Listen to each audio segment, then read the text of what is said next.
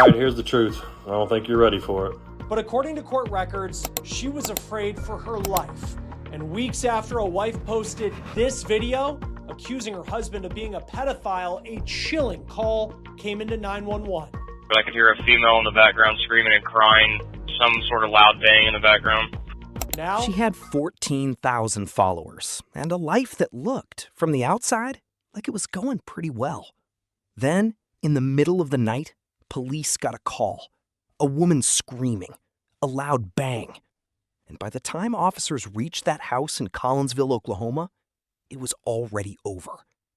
2 people were dead, and one of them had asked a court, in writing, to keep the other one away from her.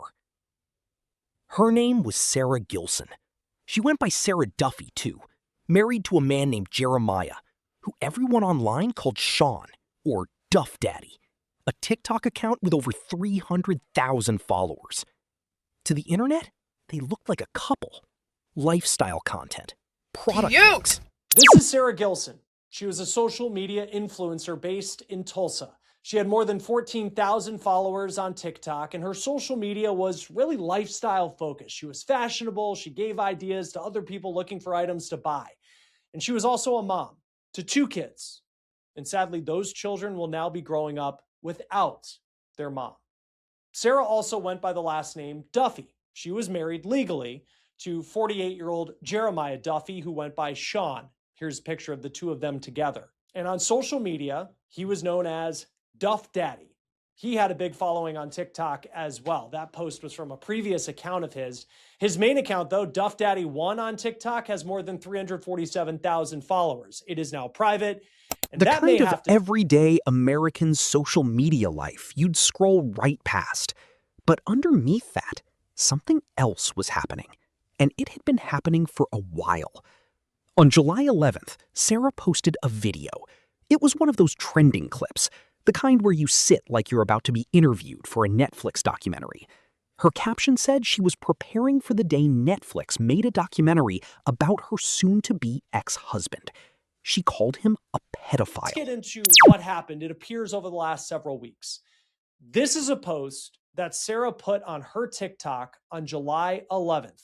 Now, this is the trend. You've probably seen it all over social media, people sitting down like they're at the start of a Netflix documentary. But Sarah's post says, quote, "Preparing for when Netflix drops a documentary about my soon-to-be ex-husband, who I just found out is a pedophile." And that post has more than 17 million views. So when people saw 17 million people watched that video. Here's the thing, though. People assumed it was just internet drama. A messy breakup, a public call-out, the kind of thing that happens online every single day. It wasn't that. Because when you go into the actual court records in Oklahoma, a very different story starts to show up. On June 10th, Sarah filed for a protective order against Shawn. A judge ordered him to stay at least 100 yards from her house. That same day, a different woman filed for a protective order too. This one on behalf of a 15-year-old girl. The order accused Shawn, a youth basketball coach, of kissing and fondling that girl.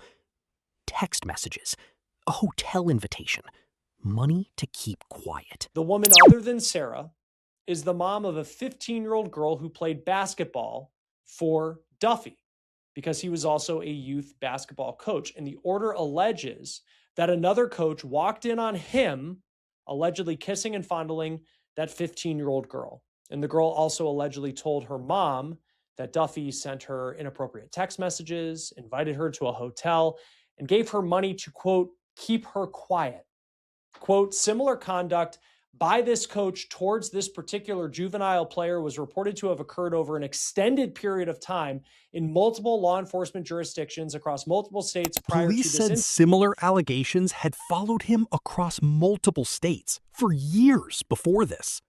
And notice the date, not months apart, not a slow unraveling. The front page of cases. So when we look up Jeremiah Duffy, we can see that on June 10th, Sarah filed for an order of protection against him.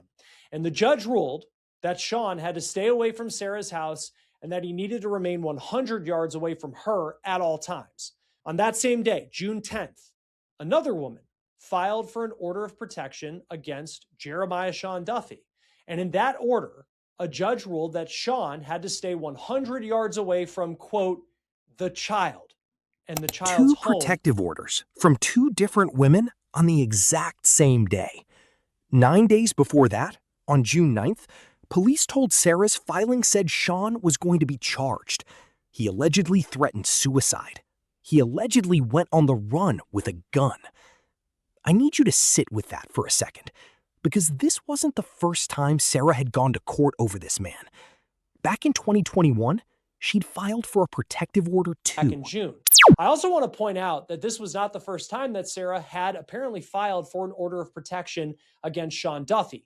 This is from 2021, and this was where Sarah requested for an order of protection. And that order was dismissed because, according to court records that we can see, Sarah didn't show up for court.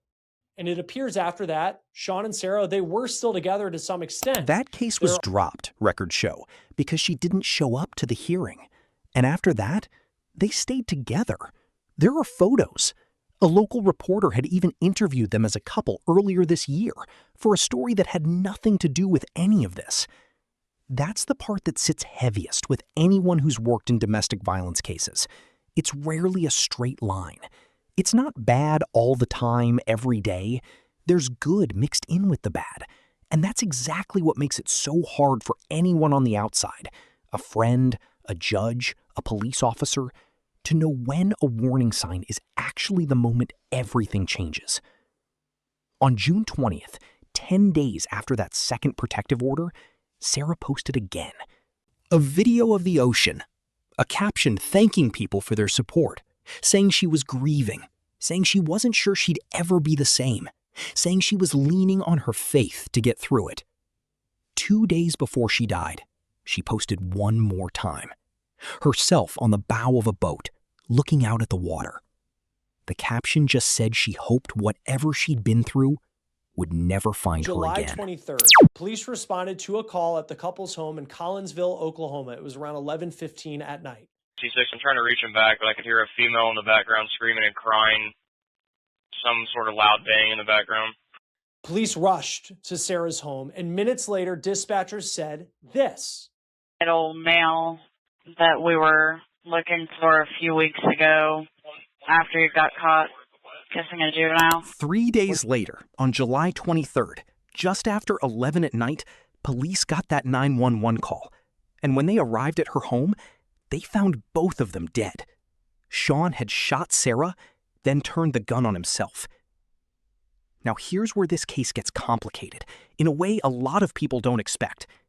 Shawn was a member of the Osage tribe, and the abuse he was accused of happened on tribal land. That meant local police in Oklahoma didn't actually have jurisdiction. The case had to be handed to the U.S. Attorney's Office under the Federal Major Crimes Act before any charges could move forward. He was never arrested, never charged. Not because nobody believed the allegations, but because the case was still working its way through a jurisdictional maze when he died. A criminal defense attorney and former federal prosecutor, Jack Rice, put it plainly when he talked about cases like this one. The most dangerous moment in a domestic violence situation isn't when things are at their worst. It's the moment someone decides to leave. Nationally, close to half of women murdered by an intimate partner are killed right around the point they try to get out. Sarah filed for her protective order on June 10th. Yeah, this is brutal. I mean, it's just brutal because I don't want to say this is foreseeable, but if you look at the statistics of domestic assault, domestic violence, and you look at the statistics of when it's the most dangerous, this is that moment.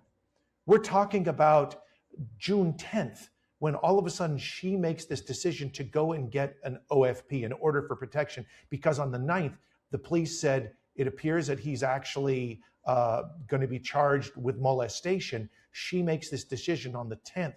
That's when you're sort of, dare I use the term, pulling that trigger, because that's when it becomes dangerous. Statistically, you can look at what this has done nationally. What we have seen is that you can look and find that with the murder of women in particular, you'll see about half of those who are murdered by a domestic partner.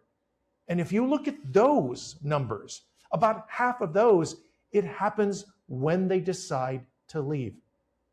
That's how dangerous this is. You look at the numbers. She was dead 6 weeks later. And that protective order, Rice explained, was a civil matter, not a criminal one. Which means when someone files for one, police aren't automatically pulled into an investigation. The system is built that way on purpose, partly because forcing police involvement every time might actually stop people from filing at all. But it also means a lot can slip through in that gap. Violating an order becomes a crime. Simply being accused, dangerous as that accusation might be, often isn't enough on its own to bring someone into custody. Now, Sarah's ex-husband, who is also the father of her 2 children, spoke to People magazine. He said, quote, "She had been stuck in a relationship where domestic abuse seemed okay. I had begged her for years to get away from him. I had offered to help her in any way I could to get away from him, but he seemed to have some sort of control over her, and she couldn't seem to get away."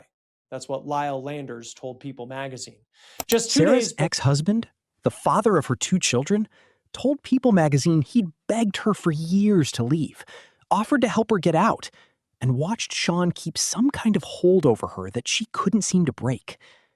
Shawn's own ex-wife told TMZ he'd threatened her multiple times over their 20 years together, and that when she heard what happened, she wasn't surprised.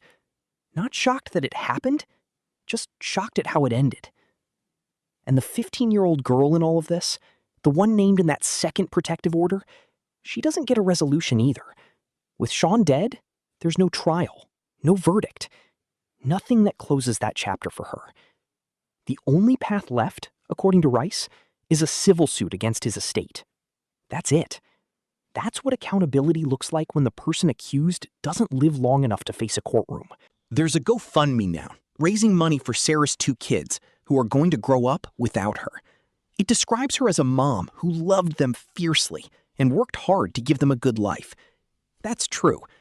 It's also true that the court records tell a story she was living quietly, underneath the TikTok videos and the product links, for years before any of us ever heard her name. So here's what I keep coming back to. 2 protective orders, filed the same day by 2 different women. He was still out and not in custody, not with charges hanging over him. Well, according to NBC News, Shawn was a member of the Osage tribe, and the alleged sexual abuse happened on tribal land. And that means local authorities did not have jurisdiction on the case. Police said that they submitted the case for a charge of lewd molestation of a minor to the U.S. Attorney's Office. And in a news release that was sent to media outlets, the police said, quote, "This incident was considered a major crime under the Federal Major Crimes Act in Indian country."